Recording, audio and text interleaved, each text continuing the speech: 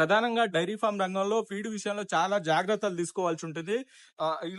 ఇలాంటి ఫీడ్ ఏదైతే ఉంటుందో ఇలాంటి ఫీడ్ పెడితే గేదెలు ఎక్కువ పాలిస్తాయని చెప్పేసి ఇక్కడ డైరీ ఫార్మ్ యజమాని చెప్తున్న పరిస్థితి అయితే కనపడుతుంది. ఇందులో ప్రధానంగా పత్తి చెక్క 2 కేజీలు, కంది చిన్ని కేజీన్నర పెట్టి అవి బిఫోర్ 10 అవర్స్ ముందు ఇవి నీళ్ళలో నానబెట్టి ఉంచాలి. ఇలా నానబెట్టి ఉంచిన దానా ఏదైతే ఉంటుందో పత్తి చెక్క, కందిపొట్టు ఈ 2 కలిపిన మిక్సర్ ఏదైతే ఉంటుందో ఇది బిఫోర్ 10 గంటల ముందు నానబెట్టుకున్న తర్వాత గేదెలకు ఇవ్వాల్సి ఉంటుంది. ఇలా నానబెట్టుకున్న దానా గేదెలకు ఇస్తే అవి పాలు ఎక్కువ పెరిగి ఎక్కువ పాలిస్తాయని చెప్పేసి ఇక్కడ డైరీ ఫార్మ్ యజమాని చెప్తున్నారు.